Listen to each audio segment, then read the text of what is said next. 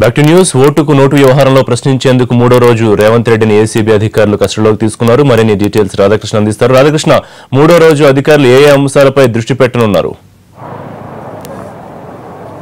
రిషి, ప్రధానంగా ఇవాళ కస్టడీకి సంబంధించి చూస్తే కనుక మాత్రం ఆ డబ్బులకు సంబంధించి ప్రధానంగా కనబడుతుంది. ఈ డబ్బులు ఎక్కడి నుండి తీసుకొచ్చారో అన్న దానిపైన ఇవాళ దృష్టి సారించే అవకాశం కనబడుతుంది. నిన్న ముగ్గురిని విడివిడిగా ప్రశ్నించినప్పటికీ కొంతవరకు సమాధానాలు రాబట్టారు, కానీ కొంత ఇబ్బంది పడ్డ పరిస్థితులు కూడా ఉన్నాయి.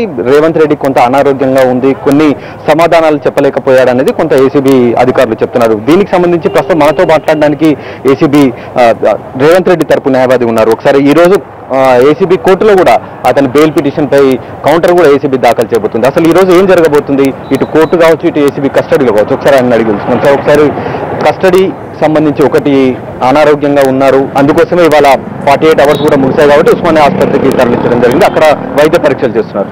ఇవాళ ఏసీబీ కూడా కౌంటర్ పిటిషన్ దాఖలు చేయబోతుంది. అంటే మీరు ఏం చేయబోతున్నారు? ఇవాళ మేము బెయిల్ పిటిషన్ ఫైల్ చేశామండి. ఫస్ట్కి 5th రోజు అది అతను కౌంటర్ పీపీ గారు, స్పెషల్ పీపీ గారు కౌంటర్ ఫైల్ చేయాలి, అతను టైం తీసుకున్నారు.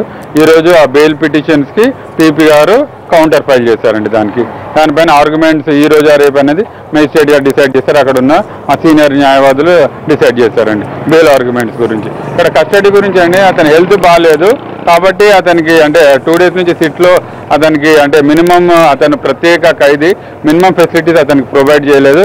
ఫర్ దట్ రీజన్ అతనికి థ్రోట్ ఇన్ఫెక్షన్, అతనికి బాడీ పెయిన్స్, ఫీవర్ కూడా స్టార్ట్ అయింది. మరి ఆ రీజన్తో మరి ఉస్మానియా హాస్పిటల్ పట్టుకెళ్ళినట్టున్నారు. మాకు ఏసీబీ అధికారులు ఏ సమాచారం కూడా ఇవ్వలేదండి అఫీషియల్గా.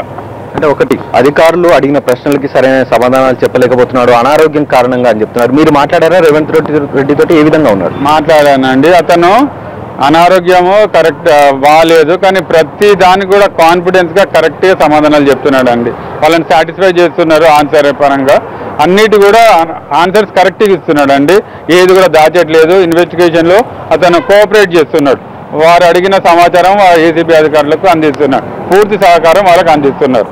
స్టీఫెన్సన్ తోటి మాట్లాడిన వీడియో, ఆడియోకి సంబంధించిన టేప్లు అన్ని కూడా ఇప్పటికే ఫోరెన్సిక్ సైన్స్ ల్యాబ్ కూడా పంపించడం జరిగింది. ఇందులో ఎంతవరకు వాస్తవం ఉందని మీరు అనుకుంటున్నారు?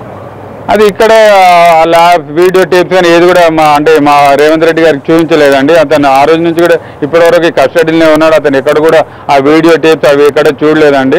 దాని గురించి ఏం ప్రశ్నలు ఏం అడగలేదండి.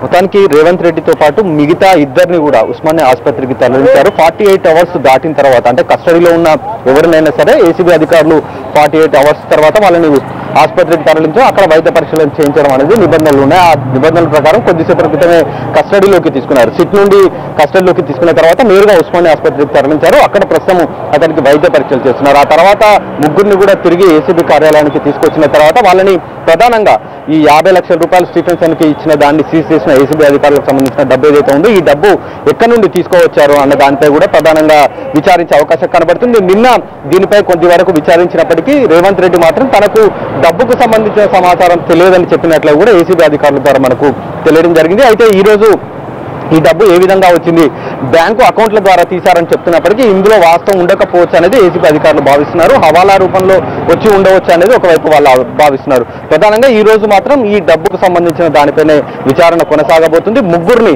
విడివిడిగా రూముల్లో ఉంచి ముగ్గురు డిఎస్పీలు కూడా విచారిస్తున్నారు. ఇవాళ కూడా అదే ప్రశ్నలు కూడా సంధించే అవకాశం కనబడుతుంది. నిన్న 60 ప్రశ్నలతోటి పూర్తిగా 6 గంటల పాటు రేవంత్ రెడ్డితో పాటు మిగతా ఇద్దరిని కూడా ఇబ్బందికరంగా పెట్టడం జరిగింది. వాళ్ళ నుండి సమాధానం రాబట్టేందుకు తీవ్రంగా ప్రయత్నించారు. ఇవాళ కూడా అదే ప్రశ్నలు సంధించి తిరిగి వాటి నుండి సమాధానం రాబట్టే అవకాశం కూడా కనబడుతుంది. Rishi, right Radhakrishna, thank you. News ఆన్లైన్లో మరో షార్ట్ బ్రేక్.